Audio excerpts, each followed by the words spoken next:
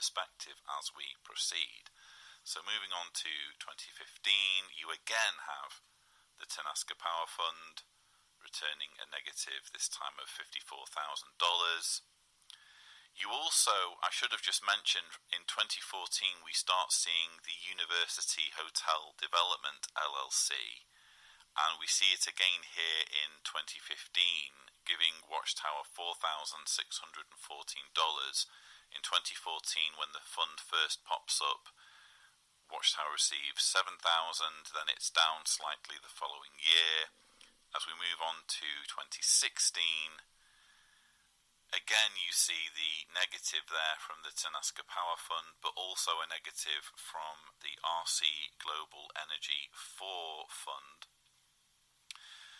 And you also see a diminished amount coming through from the University Hotel Development. Now, I should just mention at this point, goodness knows what all these funds are or how Watchtower came about them.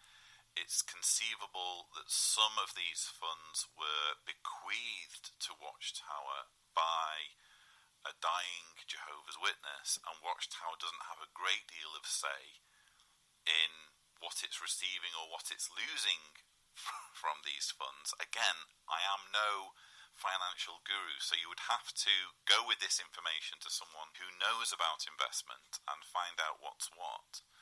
But again, we can see that some of these investment funds are returning profits for Watchtower and some of them aren't. And in the final year that I have at my disposal, 2017, you again have the Tenaska Power Fund yielding a loss for Watchtower. You have some money coming in there from the CCMP Capital Investors, which I think is the first time they pop up on Watchtower's tax returns, and you even see a loss from the University Hotel Development partnership or fund or whatever it is. I have no idea what the exact nature is, but this partnership or affiliation that began in 2014, a few years later, is already going into the negative in terms of what it's yielding Watchtower. Again, I have no idea what these funds are, who operates them. It seems that they're mostly involved in real estate and energy production. It's possible, for example, that the Tenaska Power Fund is some kind of long-term investment strategy by Watchtower. It could be that Watchtower is receiving its energy from Tenaska. I've no idea. So it could be, for example, that the money they're losing in investing in the project is being offset by money that they're gaining in other areas. Who knows? Who knows? But what we can say when we look at Watchtower's investments, well, first of all, here's a graph showing that they rarely get over $1 million in any given year, at least for the Pennsylvania Corporation. You obviously had that windfall in 2014 of $2.7 million that was mostly generated from the Milestone Real Estate Investors Fund. But for the most part, we're not talking about eye-watering sums of money, and for at least one of those years, Watchtower's investment produced a net loss of $85,000 in 2016. So the best you can say really is that it's a bit hit and miss when it comes to Watchtower's investments for the Pennsylvania Corporation. It's worth making a note at this point that there are obviously more legal entities and corporations under the governing body's control than simply the Pennsylvania Corporation. I would argue that the Pennsylvania Corporation is the main one that we should be looking at. I did try looking, incidentally, at the New York Corporation, but over the same period I could only find 3 tax returns, and they showed very even smaller sums of money.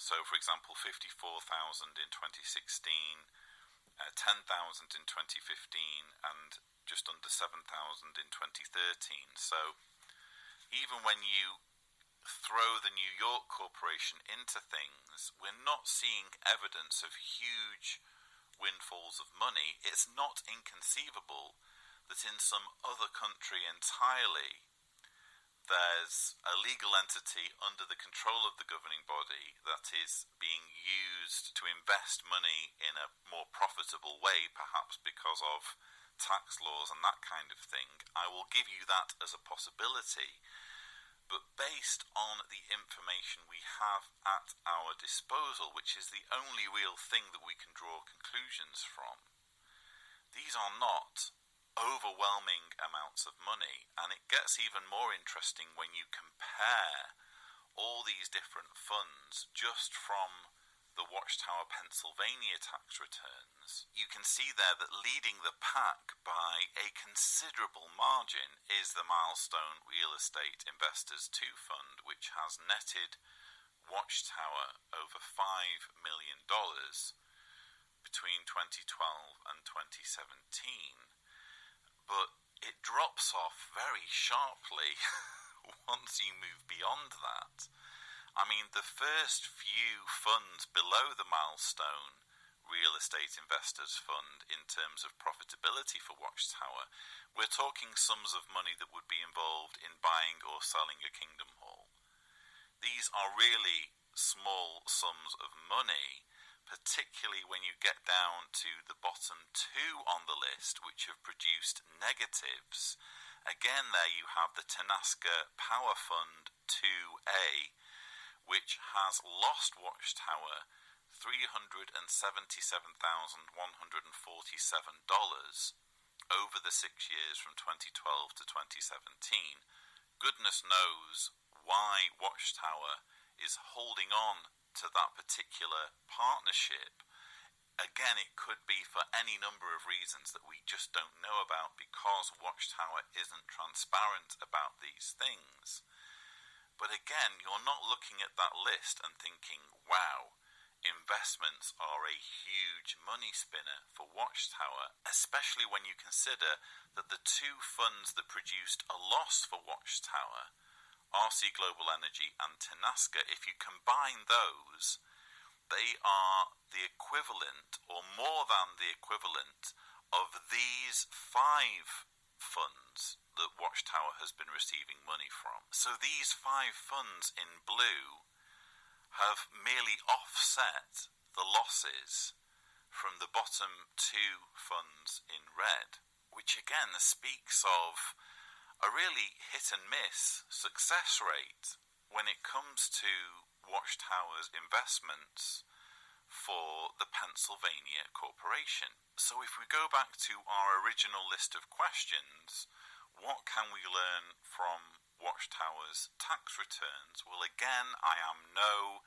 financial expert, I am no investment guru or analyst, but from looking at the tax returns of the Pennsylvania Corporation, bearing in mind that these are pretty much the only tax returns that I've been able to look at. It could be that there's some mysterious fund in some exotic country taking advantage of favourable tax rates and all that kind of thing, but based purely on the tax returns for, you could say, the most significant legal entity of Jehovah's Witnesses, which is the Watchtower Bible and Tract Society of Pennsylvania, their investment returns are hit and miss.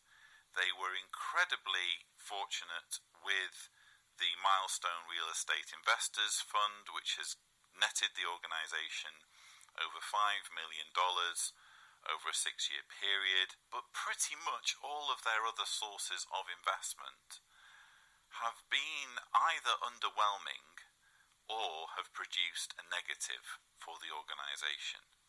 So that's more or less what we learn about Watchtower's tax returns, but it's at this point that we need to add some perspective to things, because we've been talking about sums of money that may seem huge to you and me. For example, $3 million in 5 years from the Henrietta Riley Trust Fund, that's a large sum of money. I'm sure many people, like myself, would find it very difficult to say no to $3 million. $5 million in 6 years from the Milestone Real Estate Investors Company, again, not to be sniffed at. These are large sums of money, but how do they compare to the money Watchtower is receiving due to its being a religion? In other words, how does Watchtower's investment income compare to its regular income from donations and other activities? To answer this question, we really need to know how much Watchtower is making from its donations and from, for example, buying and selling Kingdom Hall and Assembly Hall and Bethel properties. How much is Watchtower making from doing all this? Again, Watchtower isn't going to tell you. They don't want you to know that information, which is why they are not publishing that information. We are dealing with an organisation that is entirely non-transparent when it comes to how it conducts its finances. However, every now and then, they let slip a little piece of information, and it's possible to combine one little piece of information with, say, another piece of information that's been leaked out of the organisation, so that you can start to build a picture of how much money Watchtower is making. I hope I didn't nerd out too much on you guys right there. I know it was pretty lengthy, but I thought it was worth listening to for several reasons. But first, I want to thank Lloyd for going through that with that detail, because unless you're in that industry, you know, that is a lot of work and a lot of patience. So I wanted to thank him right off the top. Don't know him, don't get paid by him, so it's not that kind of deal. I just thought that his analysis was pretty good for what he was able to put out there. Now, you might be asking, why did I show you that when it didn't show the billions you guys are claiming Watchtower, you guys meaning ex-Jehovah's Witnesses, are claiming they're making? Well, for several reasons. The first is their lack of transparency. First off the top, lying. Off the top. I personally believe that is the doctored public version of their earnings. But I'm willing to bet that, you know, billion-dollar corporations aren't surviving off of a few $1 million a year. I'm pretty sure about that. Now, again, he did say that, you know, there's a lot missing. We don't have their donations. We don't have the other returns from their subsidiaries and their other, the other bunch of companies that they have, because I have several. It's one of the ways they've been hiding money. But I also wanted to show you current Jehovah's Witnesses. This was the main reason. Multiple streams of income. They have investments. And the reason they have investments is because they are preparing for the future. Do you hear me? The very thing they told you not to do, we now have an itemized list that they gave us that's up for public viewing of how they are investing wherever they're getting their money from selling Kingdom Halls, from the donations from Henrietta Riley, your donations, your free time, all this money they're getting, they're flipping. They're turning that money over. And yeah, they did show some negatives. There's no business that's operating that doesn't have a few negatives. But I'm willing to bet, and I'm going to play both sides of this, right? I'm willing to bet that there's more than that.